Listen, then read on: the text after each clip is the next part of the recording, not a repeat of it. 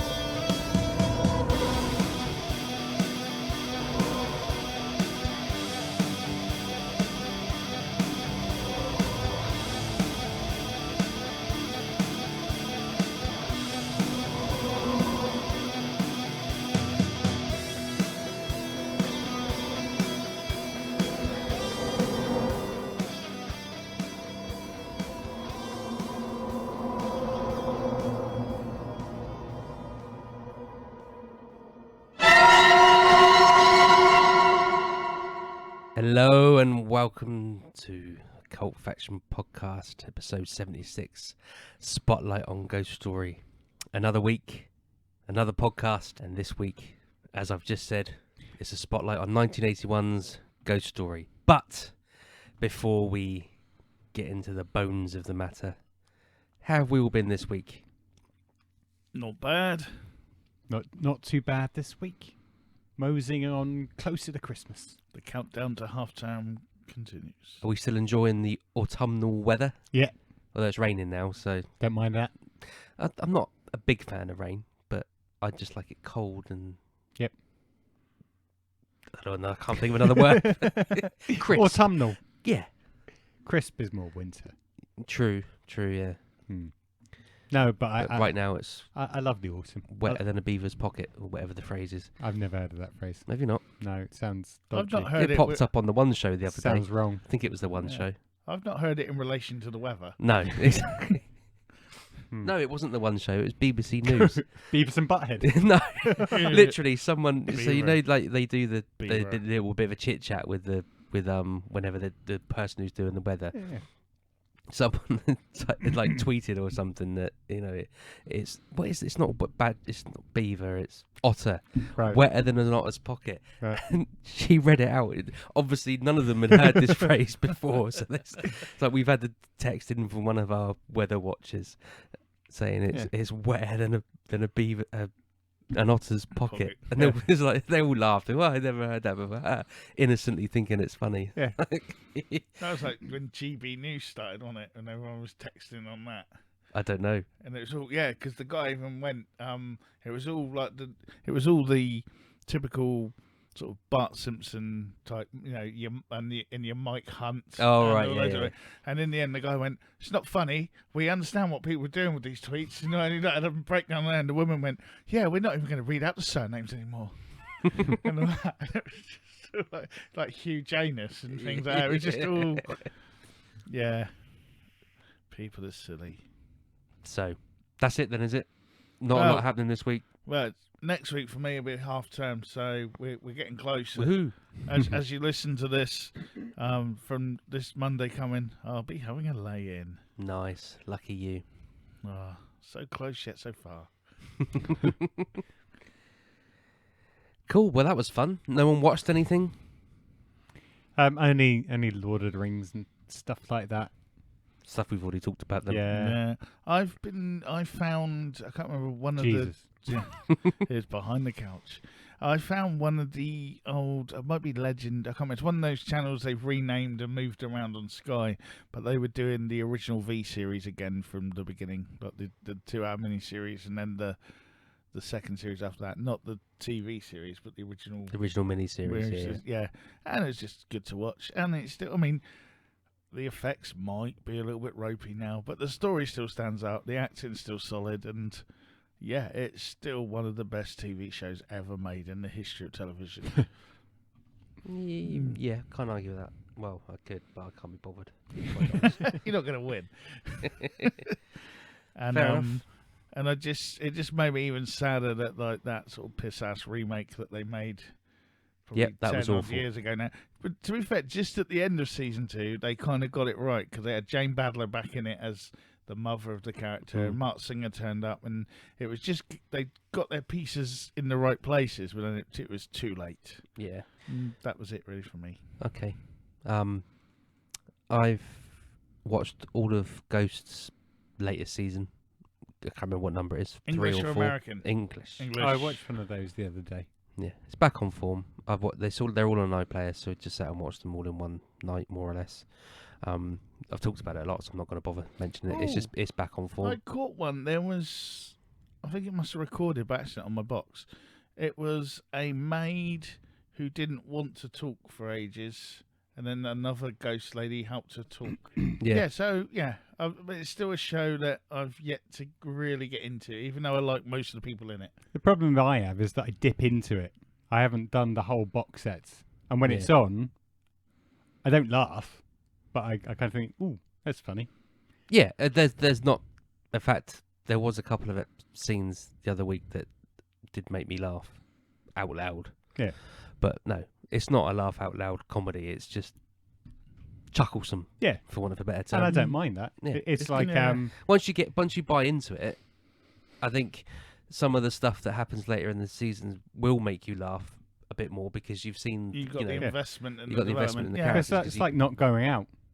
I go into that all the time because I quite like watching it, and some of those I actually do laugh out loud. Yeah. I've gone off it since they've become domesticated. Some of those are still quite funny. Yeah, but I don't sort of watch it religiously like I did when it was the. Is that the one when Flat Bobby Share. Ball was somebody's dad in it? Yeah. Yeah, when I've seen it, I've liked that. Yeah. But again, not all the time. Have we tried the American Ghost yet? Is it on? No, in I the don't even UK know or what it's is on, it- so I've Okay, never watched no, I've it. not seen it yet, but it's And the fact that doing it's like, well. yeah, doing well in but America. that doesn't. No, I'm just saying, like I'm just saying, like it's It's it like could be 20 like one of episodes a those- season or something, and it's.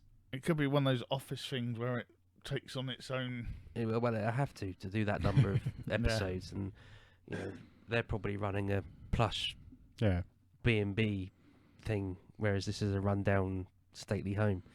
But yeah, so that's still on form, and I've also started watching on Apple. It's quite old. Well, it started back in August.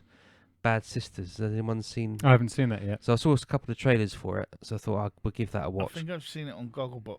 Is it because someone like the Yeah, so horrible that's husband? yeah. Yeah. So there's this brother-in-law called John Paul. So it opens on his funeral, but then it keeps going. It sort of flits back and forth between the present time and the past. And basically, the sisters of one of the guy that's dead basically resolve to kill him because he's an arsehole, and he is an arsehole. They've done a really good job of thinking, yeah, you want this bloke to die. He is just a complete and utter cock. Yeah, because even the bits they've shown on Gogglebox, which I imagine are slightly edited, you get the vileness of him. There's a bit with so I think one of the sisters brought the daughter a bra or something. Yeah, that's right. Yeah. I'm thinking back now. Yeah, It's been a while. Yeah, and he's not happy about that. No, but you've got this he's sort of really not. So that's happening sort of in flashbacks, and you got the present day is a life insurance guy is trying to investigate how he died because he's suspicious about it. The only downside of it is that it opens on his funeral, so you know that he's dead, but that's not a problem. But each episode is explaining how each of the sisters get on board with the plot to kill him, but in the same episode there's a plot to kill him. So it's like, well, they don't do it in this episode because only one of the sisters is involved, and then the next week the second one gets involved. It kind of spoils it a bit because you don't know. He's already dead, and all the sisters are plotting, but you're not seeing it. It's weird. It just doesn't. It's not. It's just a little bit of a downer on it, but it's still good. You just reminded me of a film that we watched on Apple the other day. Okay. The greatest beer run ever. Oh yeah, I've seen a lot of trailers for that. So this is with Zac Efron and Russell Crowe and other people as well. So this one's set about the time of Nam, when in a neighborhood in New York, most of there's a gang of friends. Most of them have gone over to Nam. One of Zac Efron's in the merchant navy. So he's at home for 6 months, and when he's at home, he's a bit of a bum. So everyone's going, go and do something, get a job or whatever. and he comes up with the idea one drunken night of like, yeah, I'm going to do something. So he decides that he's going to take a load of beer in a duffel bag out to Nam and visit all the boys from the hood, and give them all beers. It's actually quite watchable, and Russell Crowe and Zac Efron play off each other really well. And yes, he comes through it, and he has a change of heart about whether the war is good or bad, and he comes back and it's quite good. Cool. Another reason to get some of my watching out of Apple, because I pay for it every month. Yeah, makes sense. Oh, fair enough. Cool. I still need to check into this Apple stuff. I've still got my free trial that I've not done yet, so I need to do it. Actually, half term might be a good time to do that, because I'll actually have the time to do it, rather than just waste it and watch one thing one night of the week and not watch anything else. Watch a show from the 80s that you've seen hundreds of times. And the third season of Servant. No. The other one that we like, where they make that game, Mythic Quest. Yeah, that comes out soon. Cool. Sweet. Based on Peter Straub's 1979 novel of the same name, Ghost Story was to be Universal's Christmas marquee release for 1981. Unfortunately, it was met with a lukewarm reception from audiences and an even worse reception from the critics. Derided for stripping huge chunks from the original source material and being low on actual scares, Ghost Story cost $13 million to make and is commonly accepted as a box office flop. But is that fair? I tell you what, let's find out. Yeah, let's do it. So, Spotlight is on Ghost Story, 1981. Cast. Big old cast. We've got Fred Astaire as Ricky Hawthorne, Douglas Fairbanks Jr. as Edward Wanderley, Melvyn Douglas as John Jaffrey, John Houseman as Sears James, Craig Wasson in a dual role as Don and David Wanderley. Bit greedy. Yeah. Alice Krige as Alma / Eva, and other notable actors include Jacqueline Brooks and Patricia Neal. So this was Fred Astaire, Douglas Fairbanks Jr. and Melvyn Douglas' final film roles. The latter dying 4 months before the film was actually released. It should be pointed out this was your choice. This was my choice for this week. It was. Was there a rationale behind that, Damien? Was there a rationale behind it? Yes. Saw it many years ago when I was probably about 10 years old, and just have a vague recollection of it scaring the bejeebers out of me. So I thought, what better time to revisit Ghost Story than our Halloween podcast special editions? Yes. So I too would have watched this probably about the same time. But in my mixed up memory, I thought it was literally the old boys sat around just telling ghost stories, almost like creep show type thing. So that's obviously what's morphed into my recollection of it, as opposed to... There's a word for it in there. Something memory, misremembering or something like that. Yeah. What about you, Summers? Have you ever seen it? No, this is a new one that I don't remember anyway. Okay. I can remember of similar kind of thing, but I didn't remember, especially those guys all in the same film together, because I don't think they really did they? No, I think this is the only film they... Yeah, no, so all those big names from those times, and... Certainly, I think it was Fred Astaire's first foray into the horror genre. Maybe the same for Douglas Fairbanks Jr. I think Melvyn Douglas had done... Do you know what? I think Astaire, especially, may have missed out a lot in his career. I don't know if it's the typecast of the dancing. Even right at the end, he comes across as a very good actor who's believable in what he does. I mean, Frail Old Man, I admit, isn't like the most challenging of roles, but there's a genuineness about how the character comes across. And give that away at the end. Don't. Oh no, I'll go more into that at the end. But no, just initial impressions. As someone who didn't know what it was, I thought, are they just going to be wheeled out, do their bit? No, but like the wheel out, do their bit, wheel them back in. Then we see the other bit, like the younger actors playing them younger, then wheel them back out for a bit in the middle, And but now they're actually, it's a full-on acting role A bit like in Coming to America, where they just pop up every. You know, it's just sort of, and there is an interactiveness in it, and they are actually doing more than just sitting in a chair saying something. And, you know, it's not stunt casting. Yeah, they 'cause I are think you're generally right. in the role. When it opens, you get that impression. It almost feels like it's just going to be them. That's the only you're going to see of them is them at the very beginning, sat in 4, and then it's like, remember when we were young? Yeah, but no, it doesn't do that. So then, should we get onto the plot? Yeah, Go for Let's it. go straight in there. So, in a small New England town during the winter of 1979. of course, it's a horror film. Has to be set in New England. Yeah, especially in And this America. It's got to be. This is the other thing, because Peter Straub, or Straub, worked with Stephen King as well, didn't he? See, I initially said Straub, but then I thought I'll watch the trailer today. Yeah. And the trailer, the voiceover guy says Straub. Yeah. So that's why I've gone with Straub, Fine. because of the voiceover guy. In my head, it's always been Straub, but yeah, same here. but like they say, brown in Mm. Germany as opposed to brawn. Anyway. Yeah. So New England. It's the winter of 1979.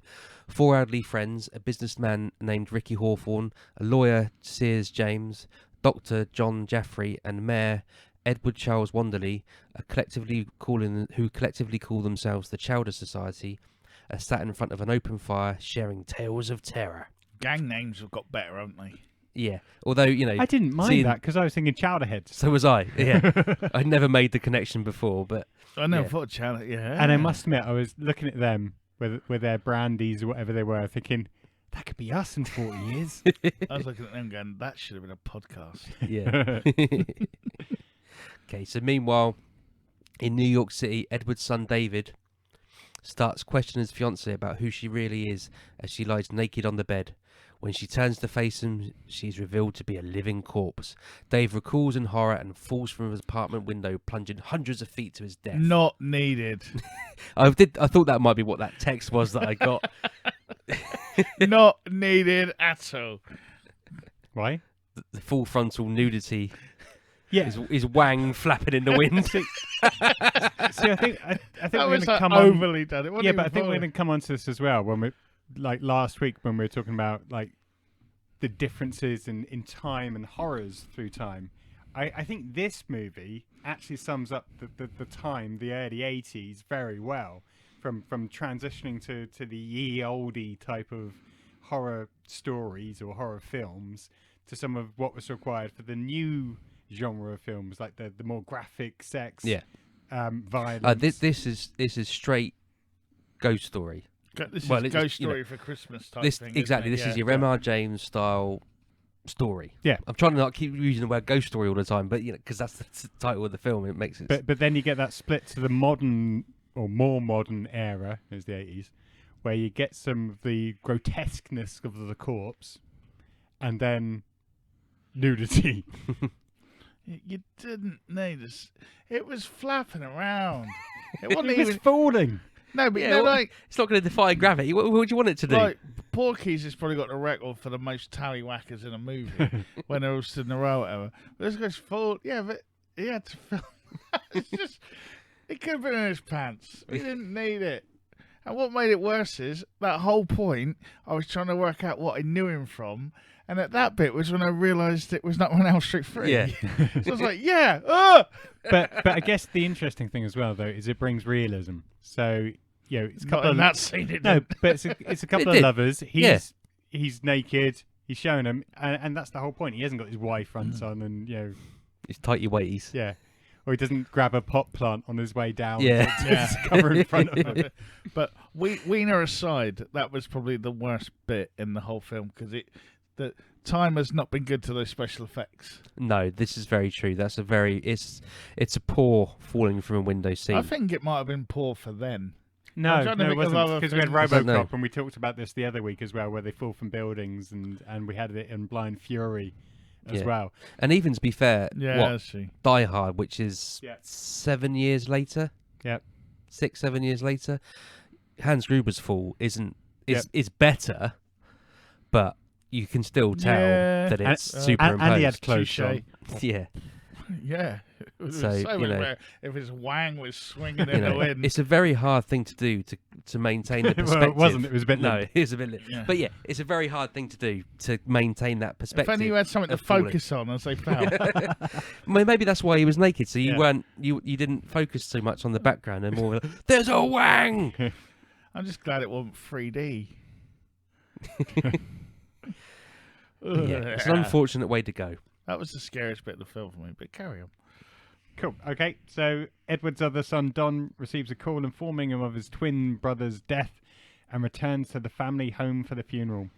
Before the funeral, while having dinner with his dad, Don tries to convince his father that his brother's death was not suicide, but something more sinister.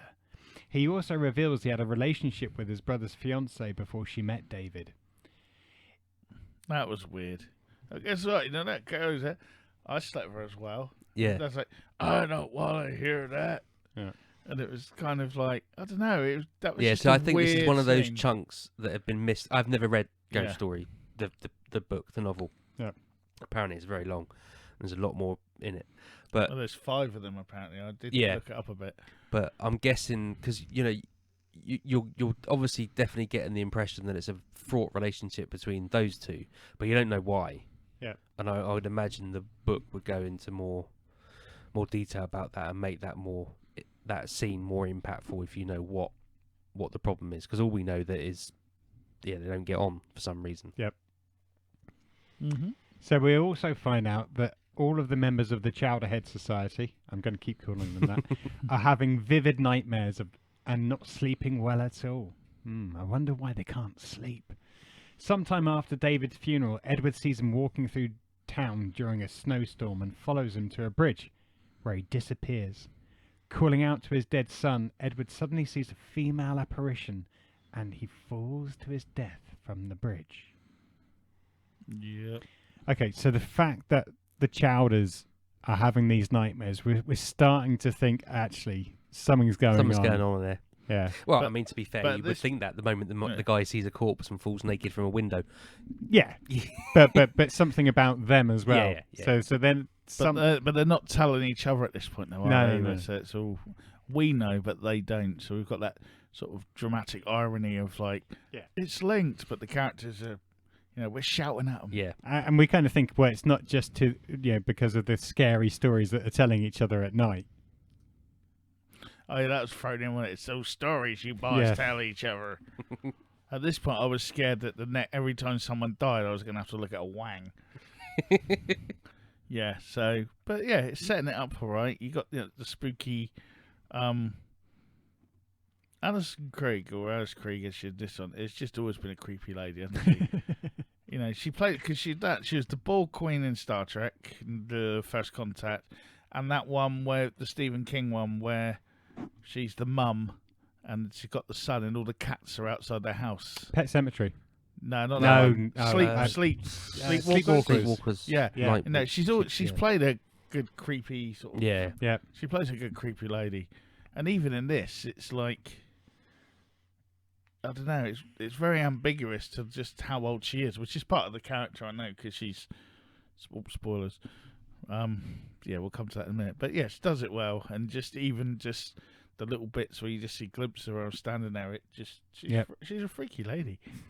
In a good way. Yeah, she plays it well. Yeah. But when we're going out of her and you just say she just stood off a landing, you went, ah! I don't think I wouldn't be able to after seeing it in these films. Yeah. That's what I mean. Who's a weird one? Okay, so yeah, we got to the point where Edward falls from the bridge to his death, but the son, who I've forgotten his name, Don. David's dead, but it's Don. Yeah, they could have given him so it doesn't help. really different names. It doesn't help. But Don is doubting that his father has committed suicide. He's seen enough crazy things going on now. He's suspicious. So he searches the attic for clues about his father's past and discovers a very old photo of the Chowder Society with a young girl who may look a bit familiar. Meanwhile, Ricky visits a derelict house which appears to be the same house seen in the background of the Chowder Society photo. While in the house, Ricky is threatened by a slightly unhinged man and a young boy who turn out to be two escaped patients from a mental institution. Which, why wouldn't they be? Yeah, you need that, don't you? Creepy dudes. I forgot the unhinged man's name, but he ended up being in like everything going at one point. Yeah. I think he battled Knight Rider, the A-Team, and the whole rounds. Again, at this point, I found that bit a bit weird and disjointing. Yeah. Again, But again, probably it's because of the book. about, yeah. Because they kind of hint at it later on. Well, they're kind of throwing everything at it, aren't they? You've got your unhinged mental asylum patients that have been escaped as well, thrown into the mix as well. And in the background of that house, I think on the wall that's... Oh, what was it? It's like... Yeah, you're right. There's something written. I'm the Lord of Death. Yeah. Cool. I like the photo bit. Always good for a classic old photo with a shock sepia revelation tone, in it. yeah. And then the picture of it. And I've forgotten who it was now, but the house was a matte painting put on, and it was the guy. I recognised it and I had to look it up, but it was a guy who's done everything since. Yeah. So again, some nice touches there. And apparently he did a lot more for this film. They got cut out. Yeah, but you gotta love that. Yeah. Again, no studio interference, but yeah. So we've got all that going on, and then we get the coroner recording a verdict of suicide, which sends Dom back to the family house when the two escaped patients break into his house and give him a pendant as a gift from their benefactor. So the mental man and boy are working for someone. Don's lost his dad and his brother to suicide or accidents in a week, and now he's got a free pendant. Yeah. So, swings and roundabouts. Yeah. And I thought they were breaking into the place like in some Dickensian novel and, going to send the boy up the chimney or something to escape, Because this was like the mixed message. Well, this disjointed is the right word, because again, apparently in the novel, these two escaped patients play a lot bigger part in the overall. And I can kind of see that, yeah. So the film needs them to push things along because that's what the characters do in the book, but they've not given them any real. There's no meat to their bones, if you see what I mean. And I can kind of see why, because the film was about 2 hours long anyway. Yeah. So exactly. And if the book was really long, which yeah, we kind of think because none of us have read it, then the film would have been another hour at least. Exactly. Yeah. So there's a reason for it, but it does jar a bit with not only the plot but just the feel of the film, because you're getting all this supernatural stuff going on, but you've also got two corporeal players that are somehow involved, and we never really find out how they're involved, which apparently the book does. Anyway, so he's got this gift from their benefactor. So he decides that he's going to approach the remaining three friends who are also all beginning to suspect something is not quite right, and tells them a ghost story of his own to gain membership to the Chowder Society. In a flashback, Don tells the story of how he, a college professor in Florida, began a torrid affair with a mysterious secretary named Alma, soon becoming engaged. Alma insisted she wanted to marry Don in his hometown of Millburn, but he was reluctant as he considered the town to be boring. Don soon began to suspect that something was not quite right with Alma, a gut feeling that was vindicated one night when he touched her and realised she was cold as a corpse. Don eventually breaks things off with a furious Alma who disappears from his life. He falls into a depression, costing both his job and his reputation. A month later, Don calls David in New York and learns to his horror that he had become engaged to Alma. Don desperately tried to warn David about her, but his brother scoffed at the warning. Yeah, so here we get... Yeah, I've summed up here a good half an hour, 40 minutes of the film. Yeah, this is a full-on story within a story. Yeah. And rightly so, I guess, because I can see it in the book, and it would be a huge chunk because it's the setting of and it is torrid affair. And as we were saying about it doesn't hold back on any of the scenes, even for the 80s. This would have been. Yeah, we were talking about boobs last week. Yeah, there's a lot of boobs in it. Well, It's one pair of boobs, but there's a lot of them. Yeah. If that makes sense. Yeah, good size. No, but there are. I mean, and as Brett said earlier, Alma is played very well. She's a misunderstood, miscommunicated, messed up individual. You can tell from the get-go that there's something very different about how she's wired. Yeah. And I don't know why it took Don so long, to be honest. I'd have after just speaking to her for a few seconds, I'd have probably. Yeah. But hey, I've had relationships like that where you take a punt. Sometimes it works, and sometimes it's a fun night. But is she relationship material? I don't think so. And luckily, Don works out that she's a bit unhinged. Yeah. She's a bit dead in bed. And someone. Well, I think she's far from that, to be fair. Yeah.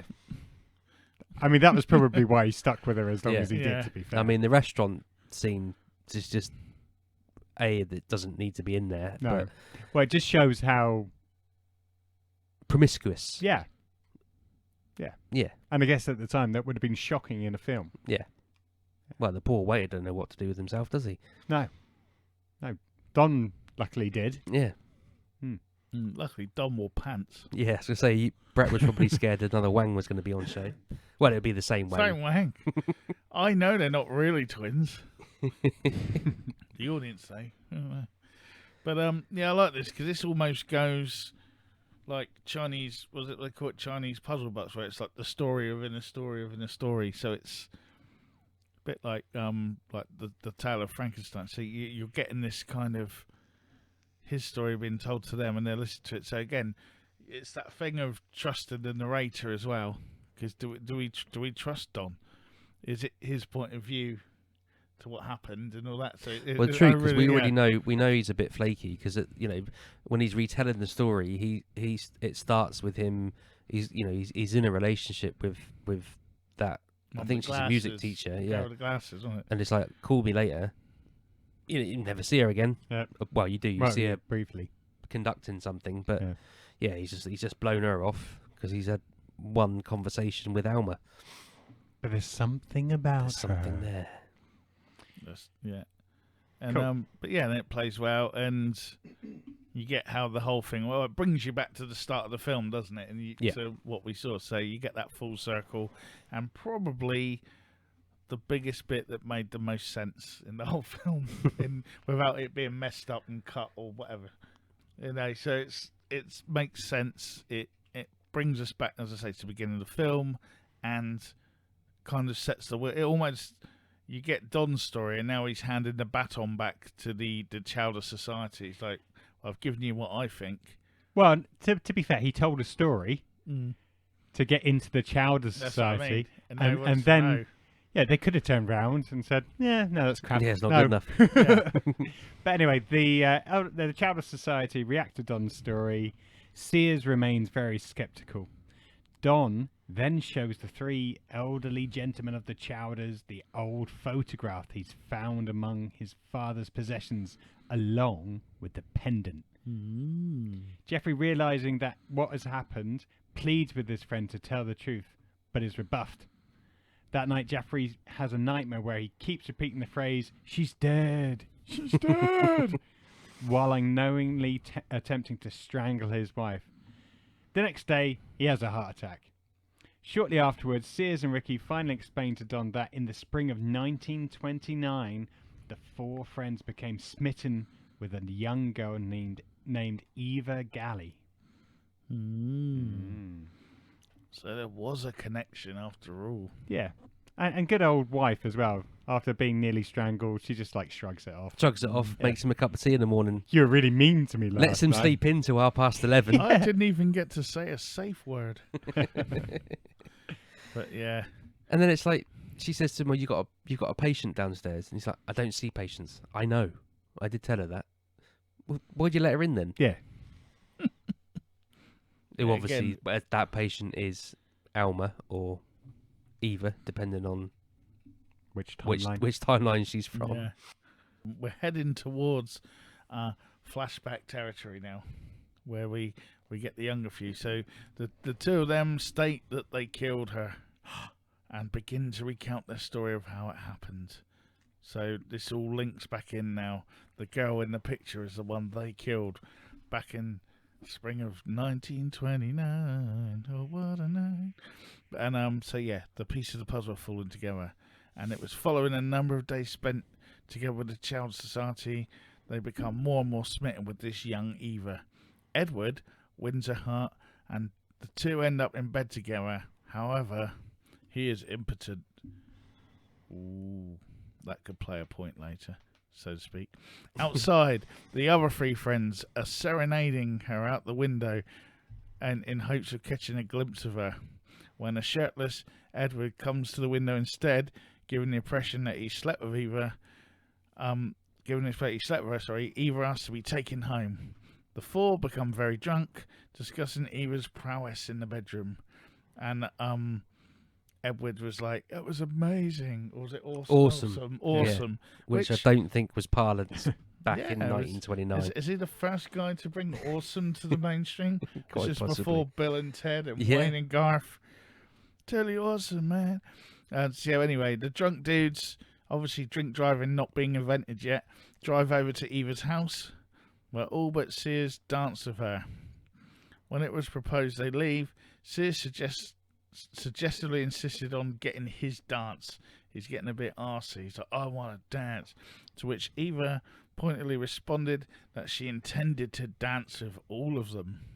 Mm-hmm. Ooh. So Eva confronted Edward about what he told his friends, then begins to tell them the truth when young Edward leapt to silence her, knocking her down and accidentally smashing her head into the stone fireplace, and looks like breaking her neck as well, because she's a bit...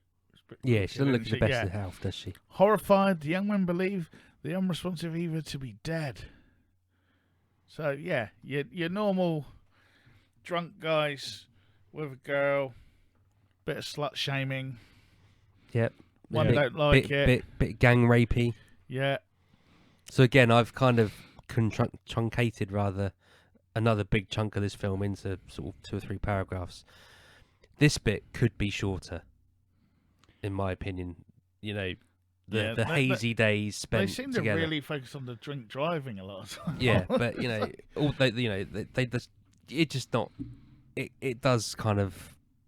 It goes a bit off the boil at this point because it's so long. This flashback, it's not with not a lot happening. It's just, well, weren't the 1920s such a jolly fun time sort of thing? And it's almost without. It's kind of the predictable bit of the story, isn't it? Yeah. You know, like it's well, you know something kind has of, to have happened, but we know they've done something to her, and it's kind of, yeah. But I do want to give a shout out to the young Ricky Hawthorne, played by Tim Choate or Choate, however you want to say it. Who, well, poor bloke passed away in 2004, got knocked off his motorbike, but he played Zaphras in Babylon 5 as well, which was an awesome character. And to see him pop up here without all the makeup on, it took me a little while to click who it was. But yeah, Zaphras from Babylon 5. good to know. Yeah, it was good. Great character actor, or he was. But yeah, it was kind of the bit, as I say, it was a bit, we kind of guessed what was going to happen here. It played out. Nothing in this bit surprised me that much. No. Is that fair to say? Yeah. No, you're waiting to see how they kill her. Yeah. Well, yeah, what her demise. So it doesn't come as a shock that she gets killed. Yeah. I mean, it's not badly done. It's you know there has to be an accident of some sort. I actually, if anything, I thought it might have been a bit more hardcore than it was for being with what we'd seen. Well, I guess that's the thing, though. You don't necessarily want to make them too evil because then you have no sympathy for them. Yeah, yeah. But again, it's hard watching it in this day and age because actually they were a bit full on, and how they were treating her. So at the same time, it's like more the one dude, because the other two were just sort of drunk, giggling on the floor, weren't they? And the other guy was just I forgot his name. Was it? I kind of got a little bit confused about which one was which, to be honest. Once, Sears was like the one like demanding his dance because he seems to be the kind of group leader. He wanted a piece. Yeah, Can we say that without being sexist or whatever? Whereas the other two were just kind of giggly boys going, oh, poops, Yeah. you know, sort of thing. Where he was a lot more forceful. Yeah. Aggressive in his nature. Yeah. Excuse me. Okay, so once they're convinced that Eva is dead, they briefly consider calling the police, but realise it would only mean ruining their lives. Instead, they run. They run. Instead, they that would make more sense. They just run. No one knows they're there. Instead, they load Eva's body into her car and push it into a nearby pond. As the car descends, Eva wakes up trapped inside. Looking out at them from the back window, she screams and hammers on the glass as the car sinks to the bottom of the pond. Back in the present day, Ricky and Sears reveal that the Chowderhead Society never talked about it again, not even with each other. Due to Eva's reputation, the townsfolk were relieved when she'd gone missing and assumed that she'd just simply skipped town. However, they admit that her death has haunted them all these years. So I do remember watching this when I was much younger, like I said, probably about 10, and finding that scene chilling. Mm-hmm. Trapped in a car Yeah. that's being driven, descending into a pond and not being able to get out. That I do remember that sort of. Yeah, this was the bit where I was like, have I seen this before, or have I just seen that trope before of they're dead, push them off. Oh no, they're not dead. Now they really are. You know, like that sort Well, of. it happens a lot. Yeah, but I couldn't remember if that was the bit where I was like, have I seen this or not? And it just, still not sure. But yeah, it was a memorable scene and well acted, and it did really look like they just stuck her in a car and pushed it in the lake and filled up with water and then got to be her fair, out it was the quick. 80s, Yeah. so quite possible. When I was watching, I was thinking, there's nothing wrong with this, but what's the time? Because this feels like this is going on and on and on. And I completely get it. If you're reading a book, then you've got the time to Dip in for all and the out. preamble and all that kind of stuff. But I was kind of thinking, oh my God, how many of these stories are there going to be inside this story? but it was all acted well. And I think they did a good job of building up. The lady that plays Alma, the actor that plays Alma, again, she's perfect for these kind of roles. So moving on. Whereas Sears is dubious, both Ricky and Don believe that Alma and Eva are the same woman and that her ghost has returned to seek revenge. Don suggests they go to Eva's old house to confront the past and her ghost once and for all. They go there, but Don falls on the rotting stairs. Yeah, quite convincing. Yeah, I mean, like at least 3 or 4 other people would have walked up those stairs with no problem. And he doesn't fall that far. No. And Ricky walks out after. Yeah. Yeah. So he falls on the rotting stairs and breaks his leg. Sears leaves in his car to seek help, leaving Don and Ricky behind, because he couldn't have taken them with them. While driving through the snowstorm, Sears comes upon Eva's apparition. He slams on the brakes and swerves to the side of the road, but he survives. But he's attacked and killed by one of the escaped patients. Yeah, the small boy in the back. Yeah. I thought it was a nice little jump scare. Yeah, it wasn't over the top jump scare, but it almost reminds me of the boy from in Penina. No, the one from with Kiefer Sutherland, where they're medical students and Flatliners. It's that kind of where you use a young child to do a horror role. I quite like that. Yeah. I really liked it because it double bluffed you. Because the whole way through, I was waiting for her to appear behind him when he got in the car, and I'm like, in a minute she's going to be in the mirror or behind him, and then they done a really cool effect actually, especially for like 1980-81, because she sort of passed through him when she was stood in the road. He drove through her. And she passed through him in the car. You as the viewer go. Sorry, you as the viewer go through that face, don't you? Yeah. And that was really cool. I like that. And then just when you think it's over, you think, oh, that's it. Then the kid jumps out and gets him anyway. Yeah. So there was someone behind him. I think the other thing that helped me with this as well is I was watching it with the lights off. So was I, funny enough. Just added to it a bit. We're having some plastering work done in there. So it's like all the plugs and stuff are all unplugged. So yeah, the only thing that's plugged in at the moment in there is the TV. Or is it? Actually, it's all back up now, but this was a good scene that, again, I think suffers from the lack of explanation due to all the chops and cuts of whatever got taken out the story or missed. Because Yeah, we don't know. We've got no real clue about the motivation of either of Yeah. these two escaped people. These I mean, escaped I patients. kind of worked out a good little storyline in my head, which is Yeah. probably a lot better in the book. yeah, Yeah, But in the film, you don't see any of it, No. unfortunately. it was something about. I remember I did look at it. It was something about they were there to. well, to for take some over reason, the town. Or yeah. like, to- So I'm guessing that in the book, Alma has some issues with everyone in the town. So Yeah. she gets on with the Chowder Society. They love her and basically want to gang rape her. But everyone else, I think, is like ostracized her Yeah. in some way. She's like the, promiscuous one. Yeah. she's the, so the she town wants. So slut type her thing. revenge isn't just about the Chowder Society. It's about the town itself. And she But says that's that when just she's stripped out. But she says that in the relationship bit of the other, story, because she wants to go back and get married there yeah. in Yeah. front of everyone, and Exactly. everyone has to be there. Yeah, exactly. It's not just your brother and your dad. It's like yeah, everyone. and the guy, one of these, he's like he's gonna rain down terror on the town Yeah. or village or whatever it is, but for no reason, as far as we know, because Yeah. we've not read the book. Yeah, but again, Fred Astaire at this point is acting his socks off, and it comes across really well. Yep. From the whole bit, like even to like it going into the next bit, which I'll talk about in a minute. But like, I don't know, it just made me think that, for a guy that kind of made his bread and butter in all those musicals and those sorts of films, he could have actually done a bit more, to have a bit more grit. He probably has done over the years that I just don't know about. Yeah, I but I'm you know no what I mean? It's just expert. like all I don't- know is seeing clips of him Yeah, dancing and That's singing the in black thing, and white that's what I films, mean, but- they just thought, this guy might have been more talented than we realised, and I might have to have a dig around and see what else he done. But everything I remember is just all like music, cinema, MGM, super Yeah, yeah. showcase studio type system stuff. stuff, innit? Yeah, the old studio system. Yeah, but no, I was just really impressed with that. And the other dude who wasn't Orson Welles but was. yeah, And I read about that as well, like that was a feud or something, and he ended up playing all the roles that Orson Welles would have played or something.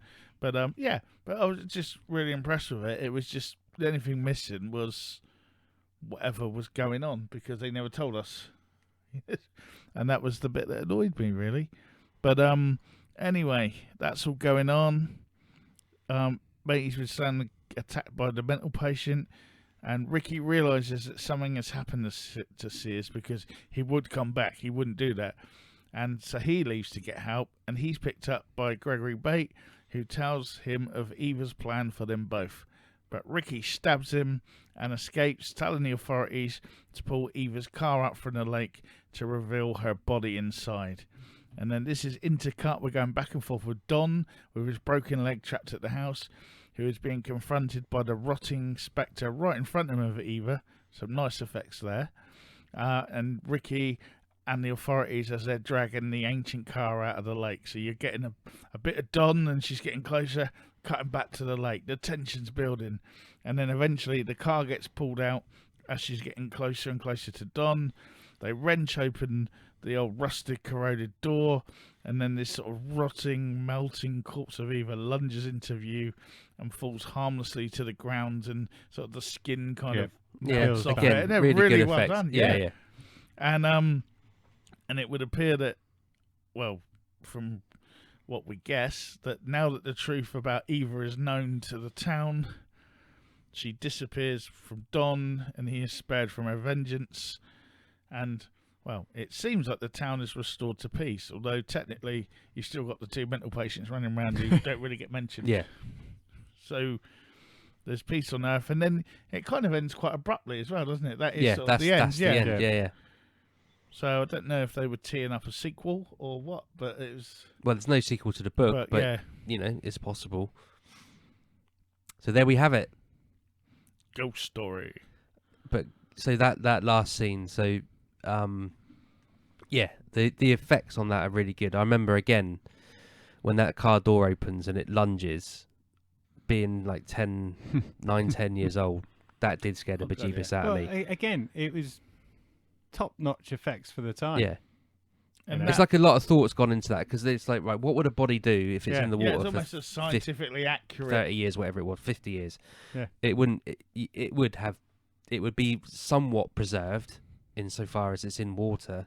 I know it does corrode, but you wouldn't get the same rotting effect as you do under the ground. So it's, the skin sliding off the skull, I think is I like really that. clever. And what I liked as well is matey Dom was in Night Run Elm Street 3, and it almost had the same ending. Yeah. It was kind of that, get the bones to the car, and then well, I thought they were going to have to bury it as well, but they didn't. It just ended. But it was, I thought it was a pretty cool story, really, from what we got of it. I think what lets this scene down is the fact that it keeps switching from day and night. Yeah.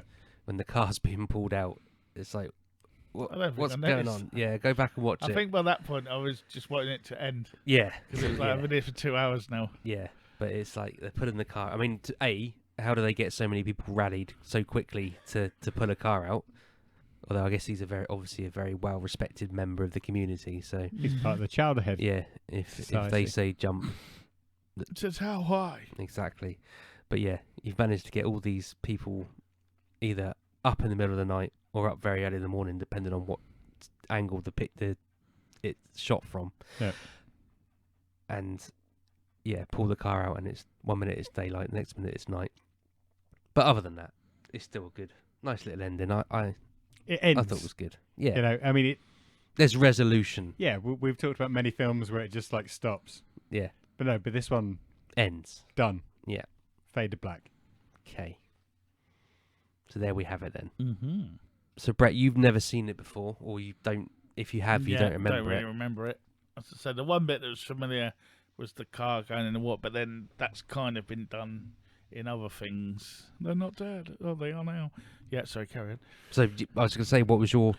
You may as well go first on your opinion. I'd like to build on last week's episode, really, where we did Death Ship, and we were talking about the changeover in horror in cinema and that. And I think this is almost even more so. I mean, it is there's a baton being passed here from the old Hollywood guard of the studio system we're talking about to the new guard of actors like matey that played Don, who are quite happy to just get their wang out and hang around, stuff. But again, I'm joking about that, but that they wouldn't have done that. But this is the new cinema now.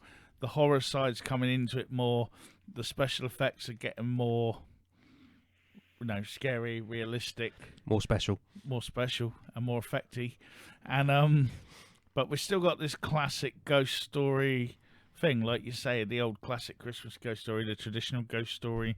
I really liked it. I just think it was let down by the fact of however they butchered it, the book apart to make it. I mean, it always happens with books to film, but there just seemed to be, if you were going to do it, if they took out the other two characters and just had him scream when he saw a ghost and crash the car, would have made sense. But they kept going back to these other two guys, or having the necklace just appears, and he's like, well, where's this from? Why is it here? He didn't. That would have just tidied it up a bit more. Well, in fact, we don't get any explanation of what that necklace actually is. I don't think it's even mentioned in the flashback. Well, is it? she's wearing it at one point.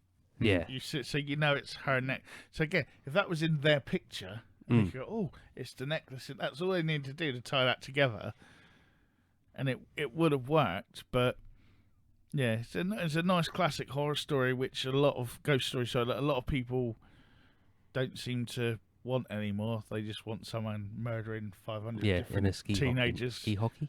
In a hockey mask. Or whatever. But ski hockey masks. To me, imagine that playing hockey on skis downhill. That would be very hard to do. Extreme hockey. Yeah. Anyway. But yeah, if I was Netflix, I'd be looking at this as my next series. Yeah, this is definitely. I think like you go back and revisit the book. From what I've read about the book, it's full on proper mini series material. Look at this over like a 10 hours over an episode. I can imagine you could get really into it all, and just really sort of, it would be scary. It would be thinking what they've done with like the Haunt of Hill House, and even the one at Blind Manor after that, which wasn't nowhere as near good. But still, they got the time to tell a story. This sort of thing, I think, is something that if Netflix or Amazon or wherever else are listening, go get this. Yeah, get the rights. I mean, the author's dead now, so I don't know where they're probably in rights hell somewhere, but Yeah. must be able to get them. And I would like to see that, and I would watch it because it's there. And again, everyone done their part in this. It was just more. However, who had the butcher's knife is the real killer in this film. With regard to the plot and that. But yeah, there wasn't really a bad bit in it. We didn't need a full frontal dangling wang. Performances were good. Fred Astaire especially goes up, but this is even a better performance than when he was Starbuck's dad in Battlestar Galactica. Yeah, Okay. I'm a fan. Was maybe a bit too long for Yep. a film, but I was a fan of it. I like that sort of stuff, and people don't seem to want to do these stories No. anymore. So you got a rating? Or we rating? I wouldn't know what everyone else thought. Oh, okay, fair enough. All right. That's at the end. All right, okay. Mr. P? Yeah, so I'm going to agree with Brett's comments. As we mentioned before, this is a real juxtaposition of eras in horror. So it's the old school classic storytelling, modern gruesome gore, more Wangs. realism. Modern wangs. Wangs. And I think that might have been one of the reasons it didn't do too well at the box office. Because how do you sell it? You know, is it appealing to a younger audience? Well, probably not with all these old fogies in it. And similarly, from an older generations, well, they're not going to get the nice, comfortable storytelling from a ghost story film. So I can kind of see why that would have been a nightmare to try and publicize. I don't think you can have your cake and eat it, because you can't say it's too long, but they cut a lot of it out, and they should have built it up. And I agree with you. I think if it was long and it explained better, No, I agree. But I think this is potentially why it would work itself well to a more TV or serialized production. And when you work, as I said, with Peter Straub, where he works with Stephen King and some of his novels, it kind of reeks of the amount of detail and depth in the book. If anything, it kind of makes me want to read the book. Yeah. A lot more. So yeah, no, I really enjoyed it. More than I thought I would, based on my memory of it, because it was completely different to what I thought it was going to be. Good acting. Yes, it did suffer from some of the cutting out of a lot of the detail. And I think, you know, if we'd had that more explanation about the people from the mental asylum and how they were, you know, more entwined with the story, then that would have added, raised up another level. But yeah, it was good. And Cool. Maybe it helped that I watched it with the lights out as well. Yeah. So this was my choice. As I said earlier, I hadn't seen it for donkey's years. I think I've only ever seen it once, and that was when I was about to say 9 or 10, something like that. So I was, as expected, disappointed that it didn't scare me as much as it did when I was 10 years old. But then that's to be expected, I guess. Yeah, you're a desensitized man now. Yeah, exactly. And I agree with both of what you said. So, you know, it's over 2 hours long by a few minutes, I think. So, and they haven't included enough. But you take out, because some of the pacings in some scenes and some of the flashbacks, etc., is just off. You know, the flashback to the 1930s doesn't need to be as long.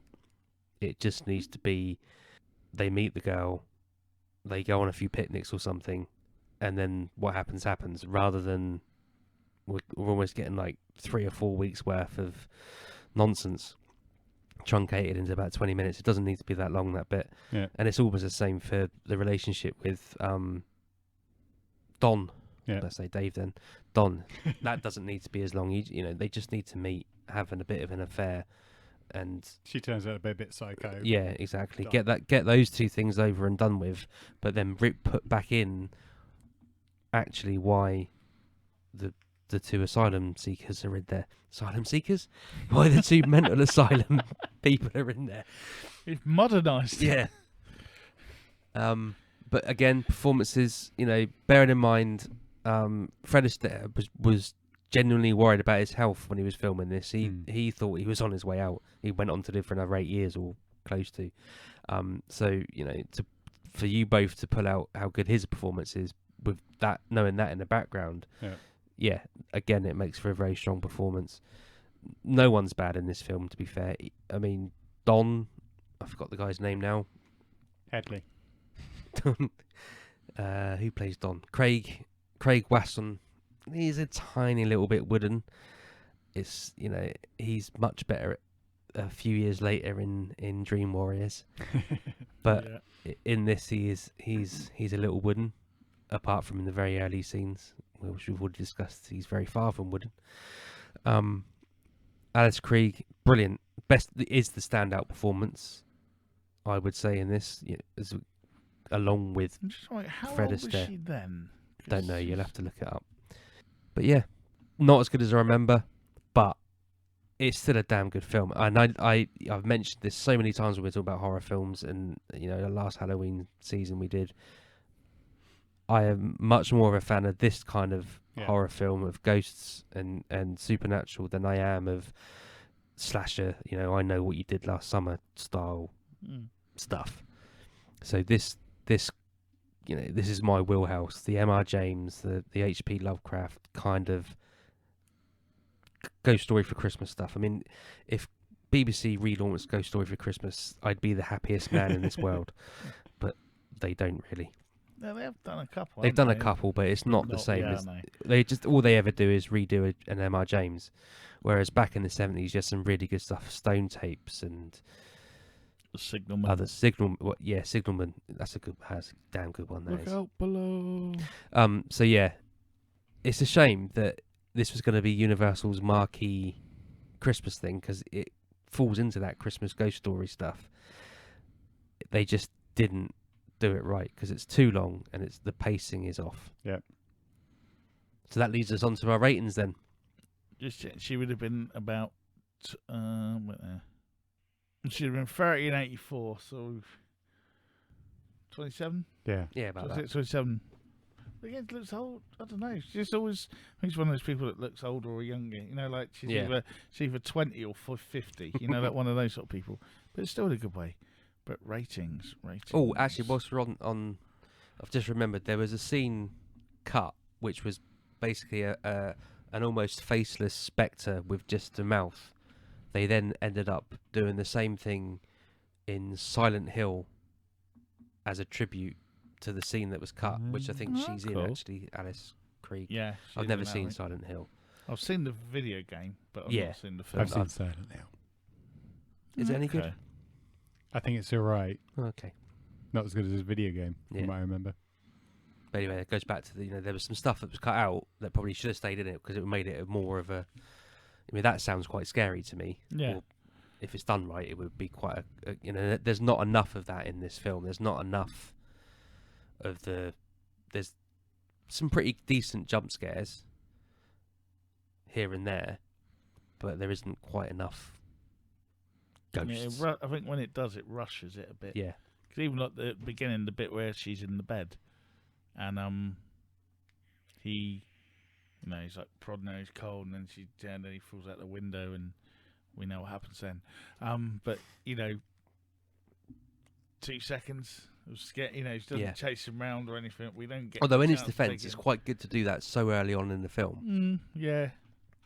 Because normally you don't get that sort of thing. 20 minutes in, normally a bit further. So. And I did like the duality of it as well, because it just confuses you straight away. Cause I've just seen him die. And there's no and like with her playing both roles as well, so that was good. But yeah, I'm trying to think of a rating now. I think I would go for. I got a solid 6 because I think there's a good story there. Like most of the things I always say, it's the editing room where the true monsters hide, and And I think that's what's happened here a bit. And again, I wonder if they knew what they were making. They wanted that traditional ghost story, and then they got it, and it was like, we want it with some of that flashy stuff, like that Halloween film and some of that. And so we haven't got that. And it's like, well, let's put this in and change that and do this. And I don't know. But yeah, a solid 6. Performances are solid. Effects are pretty much solid. And it tells a good story, but there's just bits missing from the story. Yeah, 6. I'm going to give it a solid 7. Ooh. I think, we said this about the film last week, concept for a story. Well, this has it in spades, and it makes me want to read the book because I think it's all there.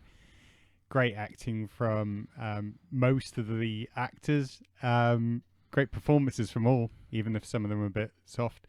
But no, as I said, it was really interesting for me as well, knowing when this was filmed and seeing it in action from the old to the new. That old storytelling, as we mentioned, and the visual effects and special effects as well. And whilst it may not have been a box office smash, I think it's done its job really well at bringing those two worlds together. And even from the acting perspective, the old boys, the Chowders, and the younger sons, as it were, and the town, I think, great. It just would have been nice to see some of it fleshed out a bit, literally. Cool. I am also going for a solid 7. I was close to 8, but it's overlong with the wrong bits in it, making it overlong. Yeah. There's chunks, I reckon, of the book, as we've already said, that would make much more sense for the patients. It would make much more sense about why he says we're going to rain terror upon this town. I think, again, performances are really good. The only ropey one is Don, but even that it's not wooden, it's not that bad. Yeah. I think it's just in comparison to the other players, he's not at their level. When you're next to some Hollywood legends, you're gonna show up a little bit, aren't you? Exactly. So he's not quite on the same par as them, but it's still a reasonably good performance. The effects for the time, falling from the window aside, are brilliant. They're well thought out. As we've already said, the skin sort of dripping off the corpse at the very end is exactly what would happen. It's perfectly done. It's just maybe not as scary as I remember it. I've remembered this film for the last 30 years. If I watched it when I was 10, so it doesn't live up to my memory. But I can imagine too, being a 10-year-old or whatever, this would have scared you. Yeah, exactly. And you'd also see some boobs as well. Yeah, exactly. Always a bonus at that age. Although slightly off-putting when he's playing with a nipple with his toe. On the bath, yeah. But anyway. Cool. So it's a 7. That leads us on to Paul's choice for next week. Ooh. What's it gonna be? Okay, so before you veto it, okay, I want to sell it a little bit. So I've seen this film banded about I haven't actually watched it, okay, but I've seen some hype about it. A brave choice. And I did a bit of digging.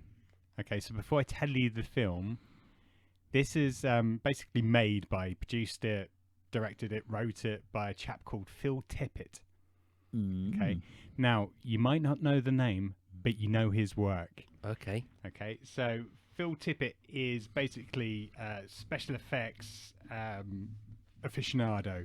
Okay, so he and his company brought us as kids the AT-ATs, the Tauntums. Yep, we like them. Went on to bring us. I know where you're going. Ed 209 from RoboCop. Yeah. Also brought us all the special effects behind Starship Troopers, the bug, the arachnids. Yeah. Okay. Got history in special effects. Mm-hmm. Right. For about 30 years, he's been trying to create his own film. Okay. Even had a Kickstarter campaign going. And finally, last year. Oh, well, you know how much we love Kickstarter films at Cult Faction. Unfortunately, I didn't get into. Didn't see this coming. So finally, last year, his film was released.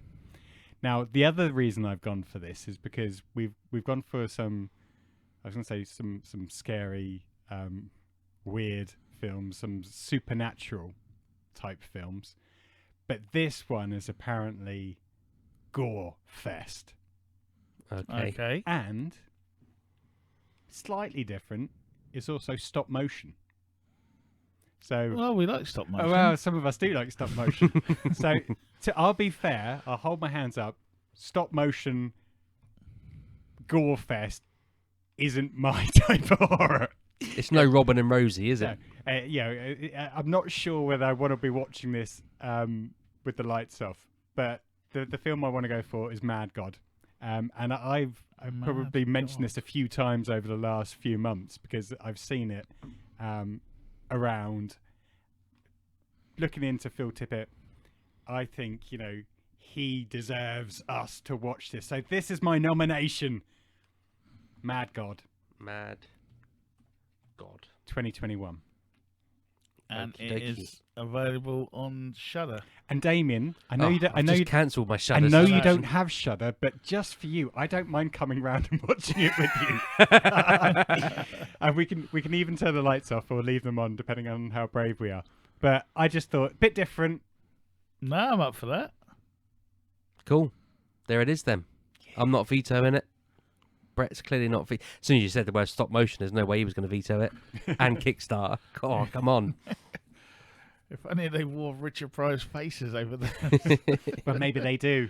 Ooh. Yeah, we don't know. We, as seen as none of us have seen it. But it's supposed to be proper gore fest in Okay. hell. It's a huge departure for us to go something none of us have seen.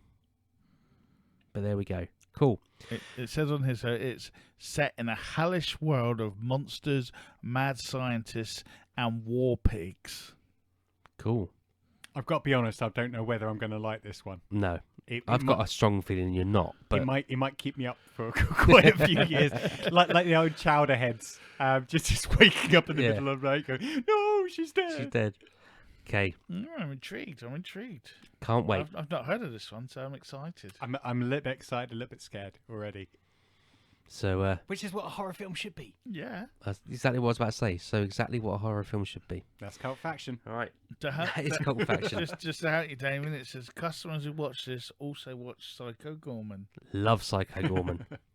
That's one of the recommendations. No, look, when it says Yeah. underneath. So Sweet. Right.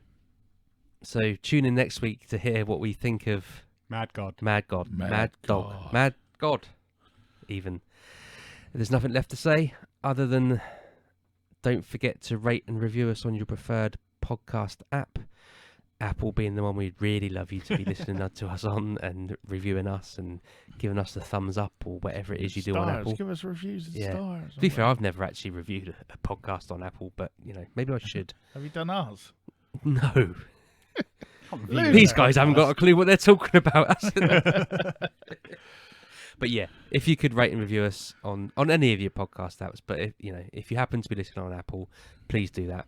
If you would like the latest news, reviews, and various other odds and sods What's that we going put down the hood? up online, then you can go to our mothership, which is cultfaction.com. I feel like I should put an echo after you say that, but I don't think I could work out how to do it, to be fair.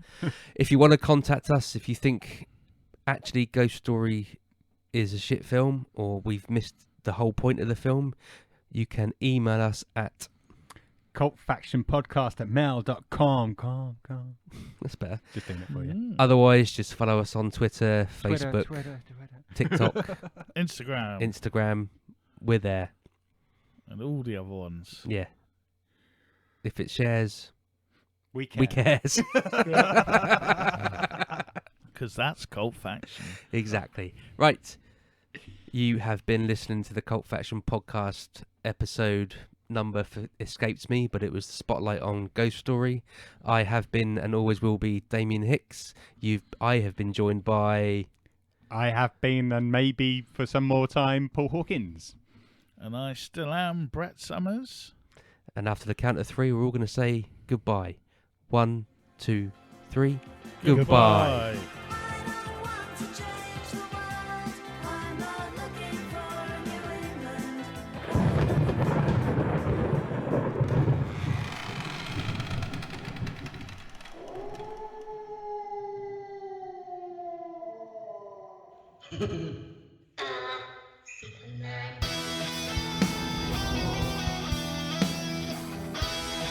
It's the 30th anniversary of the Power Rangers next year. I don't give a shit. I don't give a flying fuck. No, I'm just like Netflix are going big time because Netflix own it now. That's fine. I'll tell you what you can do. On a Wednesday night, you can come round here and you can record your own podcast on your own about Power Rangers. That's fine. I'm happy for that. I don't want to be involved. It's trending #1 on the website. Of course it fucking is, because of all the fucking twats that go on there, isn't it? And just, oh, fucking Power Rangers. It was only good when we were younger, with like the Green Ranger and all that kind of shit. You're right. We've grown up. Yeah.